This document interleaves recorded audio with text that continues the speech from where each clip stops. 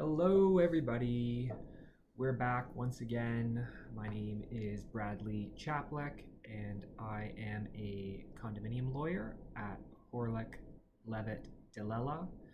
And we're going to talk today about, we're going to answer your questions, and we're going to talk about what's been going on in the news for condos. A lot of it relates to COVID-19 stuff, particularly electronic meetings, masks, and so a few things. Once again, my name is Brad Chaplick. I'm a condominium lawyer. I've been one for more than 11 years, and we do these live streams every Wednesday at noon. Hope you can all hear me. And the idea is that we answer your questions. You type your questions into the chat. If you're not a subscriber to our channel, hit the subscribe, hit the notifications. You'll be notified of our future videos. So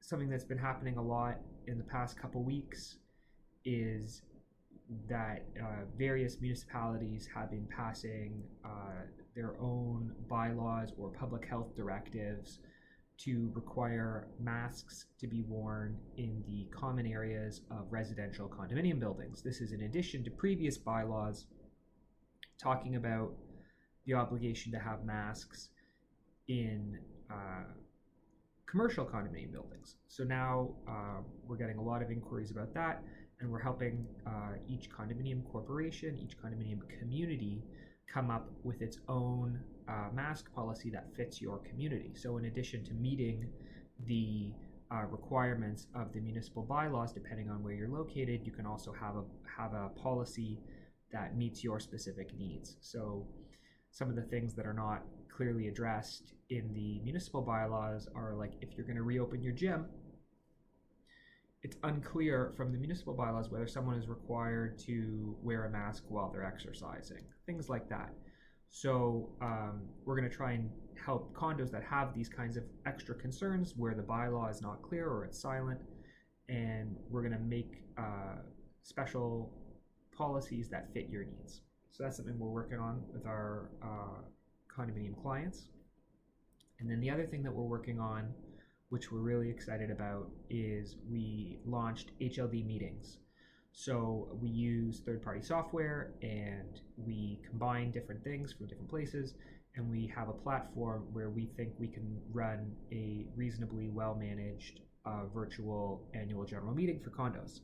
And this is really important because the deadline to have your AGM is not, was suspended up until July 24th, and now the clock is ticking for all the condos again.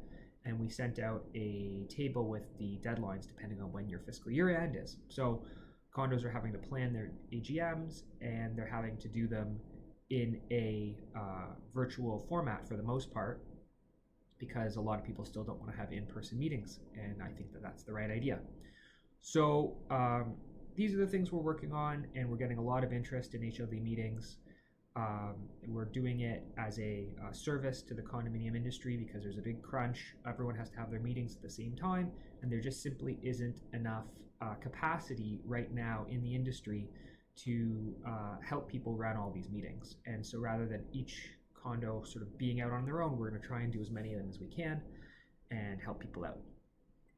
So I've got a couple questions here. I'm going to deal with Harlan's question, and then I'll jump back to the one from earlier before the live stream started. So Harlan asks, in Hld blog July 27th, it was suggested that the board of directors pass a board resolution consenting to continuing electronic board meetings indefinitely if the CAO requires a unanimous vote by board members, ?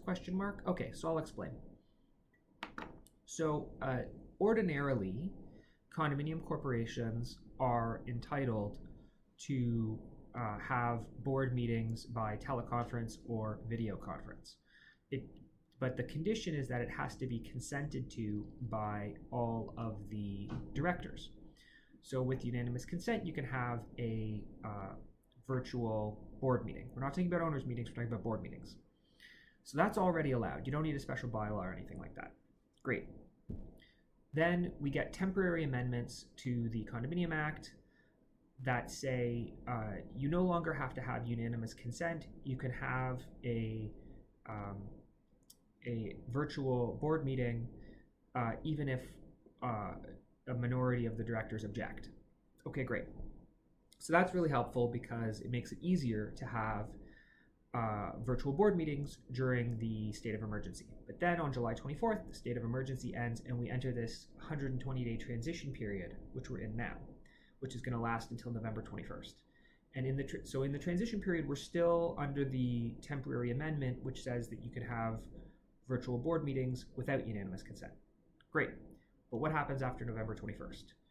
Well, after November 21st, you're going to have to get unanimous consent to hold your board meetings virtually again. And that's fine, but you don't want to inadvertently have an invalid board meeting. So to avoid that, you would do is you would have a resolution, all the directors would sign it, and it basically acts as a standing consent. And so then you don't have to start each meeting by saying, like, does everyone here consent to the meeting being held electronically? And what if someone's not at the meeting? Have they consented or not? And so to avoid this constant problem, you pass a resolution, and that resolution stands until it's revoked. And it can be revoked anytime by anyone on the board who says, well, I no longer consent. So it's just a procedural tool to make it easier for you to continue to have virtual board meetings. There's nothing more to it than that. It's not any like magic solution. It's just a way of doing things procedurally to make your life easier. So I hope that answers your question, Harland. I'm going to get to all these new questions that are flying in, but first I'm going to jump back up to the top of the chat and answer the question about a cannabis dispute. Okay, great. So the question is, I have Unit 1 complaining that Unit 2 is smoking cannabis on the balcony. Unit 2 is offended, feels harassed, and says they do not smoke. Unit 1 says, I saw them. What do I do? So you're the property manager. Okay, so what do you do, right? Really tricky question. This is like so there's a factual dispute here as to whether the person really is smoking. We're going to assume in your case that the smoking of cannabis on the balcony is not allowed because, of course, cannabis is legal, and there's no reason why someone wouldn't be able to smoke cannabis on their balcony so long as they're not creating excessive noise or nuisance, right? It's the same as smoking a cigarette. So assuming that smoking is prohibited, really what you have is a factual dispute as to whether the person is smoking or not. So the person says, I don't smoke, and the neighbor says, yes, you do, and the property manager doesn't know what's true. So you have to investigate, right? So there's a couple of different ways you could do this. But one of the ways, if you have security staff, you could get the security staff to confirm the odor or to go look when it's happening. And short of that, you're in a very difficult position because you have to be able to prove a breach of the rule, right? It doesn't have to be proved beyond a reasonable doubt. It's not a criminal standard, but you do have to prove that it's more likely than not. And if the person says, I wasn't smoking, and you can't show that they were, then you're not really in a position to enforce the breach. So to answer the question from the property manager, you have to find some way to confirm the breach, whether it's a photograph or a short video on a cell phone or a security guard going up and confirming the odor somehow. And once you can confirm the breach, then you take enforcement action the way you ordinarily would. You write a compliance letter, and if you continue to get complaints, having confirmed it once, you might go to a lawyer's letter and escalate it that way. But you have to take reasonable steps to try and confirm the breach. And I think you would just let the people know, the complainants know that you're going to try and confirm it, and then once you can confirm it, then you can take enforcement action. So that's really all there is to it. But it's tricky stuff, and it's very similar with noise and smoking. Those are sort of related types of things, and we have problems confirming these complaints all the time. So this is a real problem, and it's very common. Okay, next question from WC. Hi, what's the difference between policies and procedures? With a policy reviewed and approved, with a policy reviewed and approved by a lawyer, can the corporation add changing procedures time to time? I'm not sure what is meant by the term procedure, but I can talk about policies and what are they. So there's a couple cases about policies.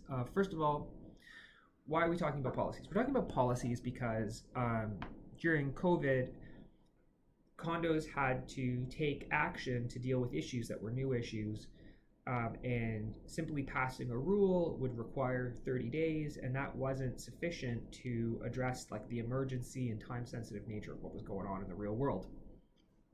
So, and also they're temporary. So one idea is the idea of a temporary emergency policy, and that's one sort of category of policies that we're talking about quite a lot. And then the more common prior example of a policy in a condo is interpreting an existing provision in the declaration, bylaws, or rules. So I'll give you an example of that.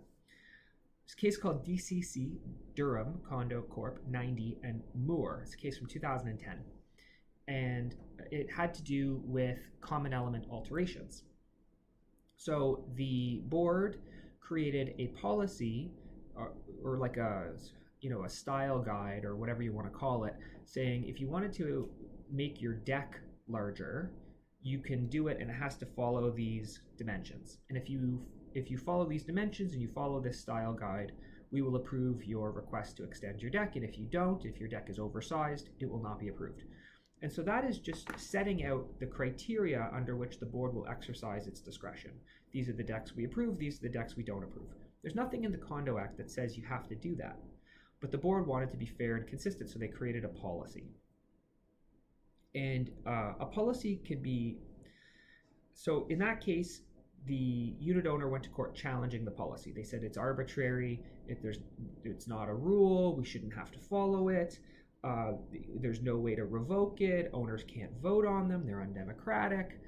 And the court said, no, the Condominium Act is silent on policies, but boards have discretion, and to the extent that boards have discretion and they choose to exercise their discretion through written policies, this is acceptable. And so that's the best thinking of a policy. And then the extension of that idea to emergency policies during COVID came from a case called YCC 419 in Black. And the Black case came out really sort of early in the COVID pandemic shutdown, when there were not yet clear rules about like what kinds of businesses were closed. And so this condo passed a policy saying no in-suite renovations, even though it was legal to do so at the time. And the unit owner did an in-suite renovation, the condo brought an urgent court application, and the court was willing to hear the case, considering that there was some merit to the idea that a condo could pass a policy, not a rule, banning on a temporary basis in-suite renovations because of COVID at a time when it was otherwise legal to do so. And so from these two cases, we come together and we get the idea of condos creating policies. And then, of course, very famously, John Tory goes out and says condos should create their own mask policies. And everyone's like, what do you mean? What's a policy? And so from there, from these three sources, we get the idea that condos can create policies, especially temporary emergency policies during COVID, to deal with issues that would otherwise be too difficult to deal with by way of rule or amending your condo documents. So that's what we're doing. And so I think that that's a good summary of what we know about policies, and there's a lot that we don't know about them, but that's what we know. And so that's what we're doing. And we're creating mask policies, and we're creating all kinds of temporary, emergency, short-term policies pertaining to condominium corporations to help keep people safe. And that is done under the sort of board's general discretion to manage the affairs of the condo and to keep people safe. And that's why we say it's fine. So yeah. Okay. So the second part of that question, which I'll deal with really quickly, can you have a policy that's changed from time to time? Yes. So a lot of what makes a policy is that it's done by way of board resolution, and therefore it can be changed by board resolution. And that's sort of the very nature of policies, and that's why we have them. especially if you're talking about things that govern what the condo has to do. So if governing the actions that the condominium corporation needs to take, then certainly those things can be amended from time to time by board resolution. Another example of that is, let's say you have a rule about renovations, and your rule says you have to, your rule might say that your renovation has to be in accordance with the corporation's policies from time to time, and the policies might deal with things like acceptable times of day when you can do a renovation, and you don't want to have to amend your rule every time you want to change the renovation times. So you just say in your rules that it's pursuant to whatever policies the board may reasonably enact. Same thing for the amount of money that you might charge for an elevator booking or a party room. All of these things are done by policies that the board changes by resolution from time to time without the need to formally amend your rules. There you go. Okay, Dreadbane. Hello. There is a tenant with a restaurant in a commercial condominium who has set up patio furniture in the common elements. Management has requested them to remove it, but they have refused. What steps can management take? Okay, so I guess this is sort of along the idea of outdoor service and people getting permits to put patios on municipal property. But of course, condos are private property, and you can't put stuff on the common elements without the permission of the board. So you're likely going to have provisions in your declaration, especially, but maybe also in your rules about the proper use of the common elements. And if someone is leaving stuff on the common elements that shouldn't be there, you're going to write a warning letter. And if they're not going to follow your warning letter, then you're going to refer it to legal counsel, and legal's going to write them a letter, and you might commence enforcement proceedings. If you're not going to go and take their stuff and throw it in the garbage. It's not the right approach. You're going to do it through negotiation, and you might have reasonable terms and conditions upon which you would let them use the area on a temporary basis. Or you might just say, no, it's a shared space and you can't use it. So you would enforce it just the same way you would enforce any other provision in your declaration, bylaws, or rules. Management letter, legal letter, and you're going to tell them they have to remove it, or you're going to go to court and get an order telling to take it down. So saying, should it be enforced? Other owners are also putting furniture in the common elements. Well, yeah, exactly. You have a duty to enforce. So either you enforce or you change the rule. And then the owner of the unit is a developer and is threatening to fire the property management company. Well, I don't know how the developer would have the authority to fire the property management company. But look, property manager takes instructions from the board. Board decides if they're going to allow it or not. Board says it's not allowed, it's not allowed. Has nothing to do with the property manager. It's not your call, it's the board's call. And you take your instruction from them, and then you enforce as per the governing documents. So that's what my advice to you, Dreadbrain. I mean, it's a tricky situation. You're going to find yourself in these situations a lot where you have owners pushing back, and you need instructions from the board whether they're going to allow it or not. So yeah, do the best you can. Vivid. You now have your own platform to host virtual AGMs. Vivid is one of your clients and wants to do the AGM with you. Yeah, great. May I know if we still can use Get Quorum for the delivery of the notice? Do we need to put on our notice any link for your platform where the owners will reach out? So this is an interesting question. Okay, so yeah, we launched Hld Meetings. It's done through Zoom, and we have e-voting software. I don't think you would need to use both Get Quorum and Hld Meetings. My understanding is that would be redundant, because Get Quorum is hosting your meeting the same way we would be doing it. So I would say that either you're going to use Get Quorum to send out your notice package and do your e-voting and host your meeting, and then you're going to have a lawyer chair the meeting, which is great. Or you're going to use Hld Meetings, and we're going to host the meeting and use our own e-voting platform and chair the meeting for you, which is also fine.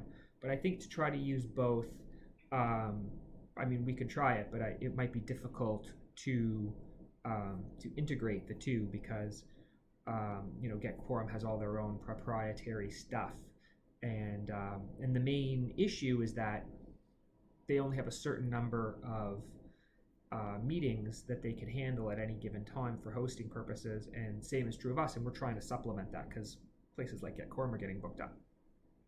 So we can try, but I think it might be a little bit redundant to use both.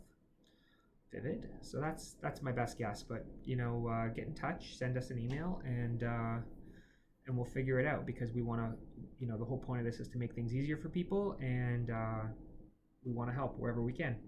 But if Get Quorum's got space for you and you want to use them, great, do it, for sure.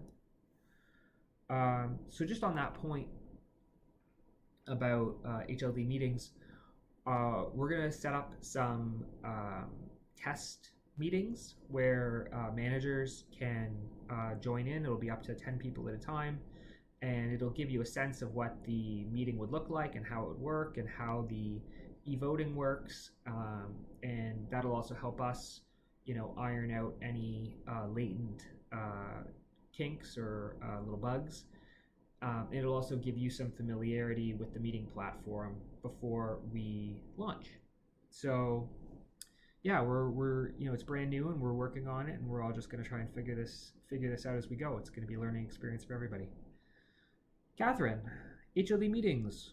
What if we signed a PO with Get Quorum and we want to now use Hld given your recent launch? I think that we'll have to talk to Get Quorum, and we'll see if they'll release you from your purchase order. I suspect they probably will, as long as they can rebook.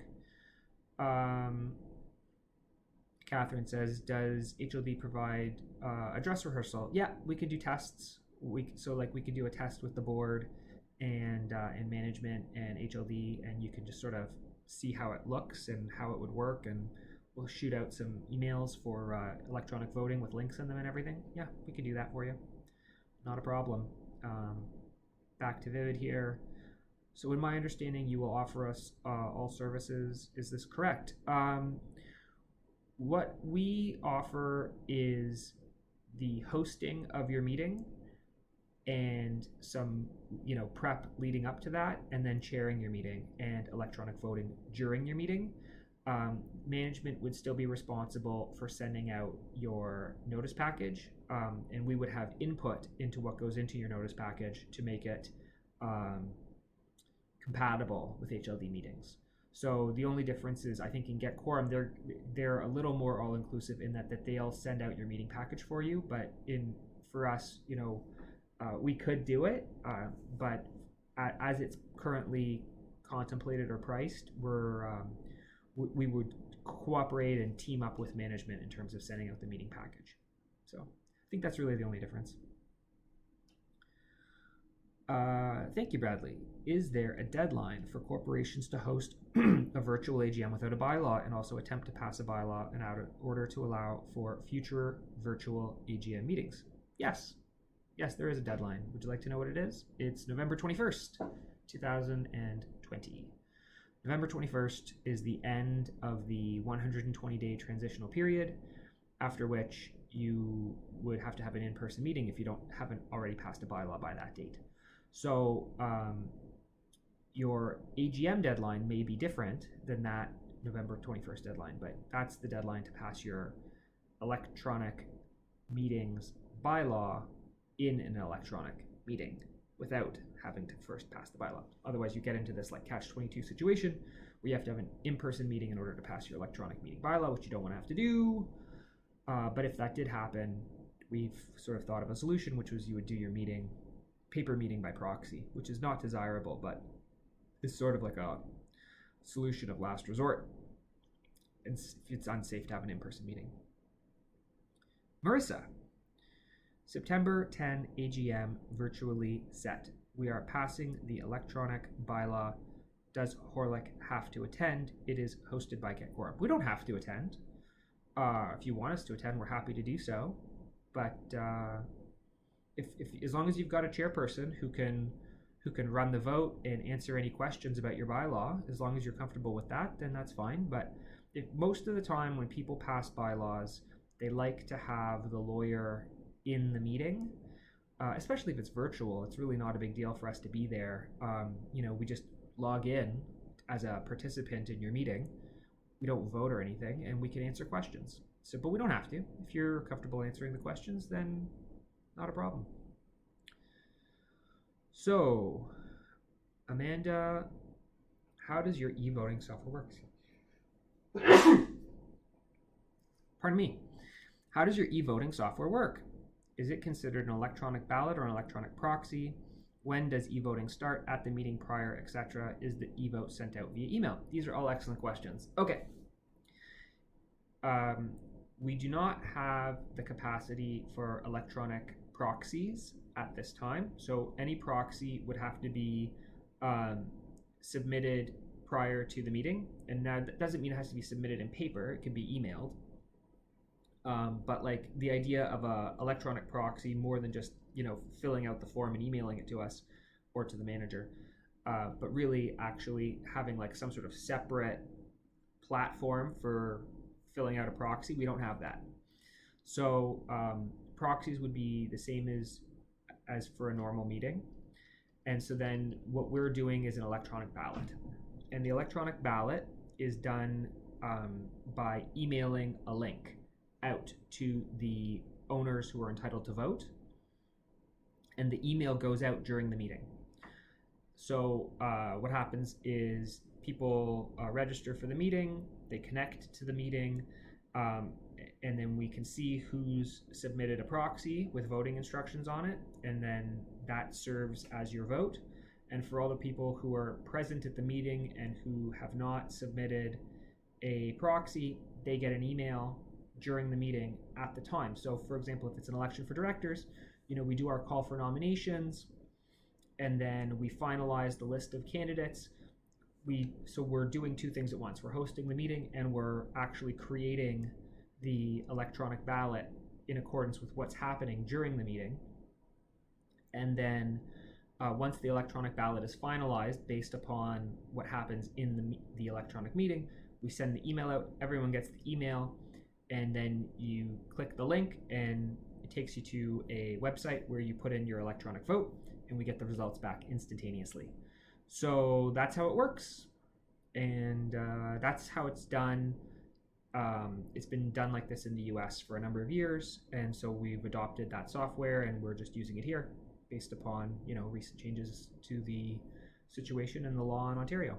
But yeah, it's pretty. We'll see how it goes. I've done some tests with it, and we're looking forward to doing it live in some upcoming meetings. So it's really exciting stuff. So that's Hld Meetings. Let's talk about mask bylaws a little bit. So City of Toronto passed their amendment to their mask bylaw. Applies for everyone over the age of 2, certain exemptions based upon disability, and it's $1,000 set fine, all common areas. Okay, after that, York Region also does the same thing. They amend their bylaws, and they say age 5 instead of age 2 is the age cutoff. Mandatory masks in common areas of residential condominium buildings. So that's York Region. Mississauga comes out, gives a news press release or whatever, and says, we're not going to do this. We're not going to require masks to be worn in common areas of residential condo buildings. It's too much for us. And then like 3 days later, they change their mind and they amend their bylaw too. And the age limit on the Mississauga bylaw says you're exempt if you're age 2 and under, and if you're age 3 to 5, if you cannot be persuaded to wear a mask, then you don't have to wear one, and it's a $500 fine. So okay, great. So now we've got Mississauga, and they're in on it. And on the same day, August 5th, I think, Brampton also does the same thing. They amend their bylaw, and they require masks in common areas of residential condominium buildings, very similar to the Mississauga bylaw, $500 fine.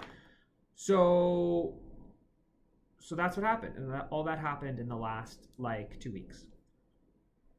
So it was like there were mask bylaws and condos were exempt, and you had to do your own mask policy, and then they changed all the bylaws, and now all the condos have to have policies, and they have to enforce, and they have to put signs up in the doors, and you got to train your staff, and it's just a big to-do, and it's going to go on for at least several months in all of these jurisdictions. And so for property managers, you got to know what's the bylaw now in your particular municipal area. And so if you're in Toronto, York, Mississauga, or Brampton, great, but if you're in any of these other areas, we're gonna have to go and look it up like one by one, and it's quite a task to try and figure it out for the entire province. I haven't even tried to do it. I've been sort of looking up some of the big ones where there's a lot of condos and where we have a significant number of clients, but I haven't looked up every single municipality, and I don't even know, like, I couldn't tell you what's going on right now in London, Ontario. Don't know, but if people want to know, ask me and I'll find out for you. So that's what's going on. So I've talked about all the things I want to talk about. I've talked about electronic meeting bylaws and why you need one and when you need one by. I've talked about Hld meetings. I've talked about mask bylaws. I've introduced myself. I've told you to subscribe. I'm here to answer any other questions that you have, and then failing that, we'll call it a day. We've been going for half an hour. That's not too bad. And but we've got a lot of interest in Hld meetings. People are really excited about it. I think people were worried that they weren't going to be able to find people to do their meetings, and now, with one extra person or one extra entity out there providing meetings, we can do multiple meetings a day. It should be really exciting because we've got lots of people, right? So we've got lots of lawyers, and we're training everybody up, and we'll have teams running these meetings, so we can service a lot of condos in a short period of time. So we're really excited, and I'll just give another second here for any other questions to flow in, and then failing that, we'll say see you next time, answering your condo questions. All right, thanks everybody. It's been fun. And let's do it again in 2 weeks. Next week's Brian. And keep, if you're not on our email list, send me an email, bchaplick@hldlawyers.com. We'll add you to the email list to make sure that you're getting our weekly updates. Thanks, everybody.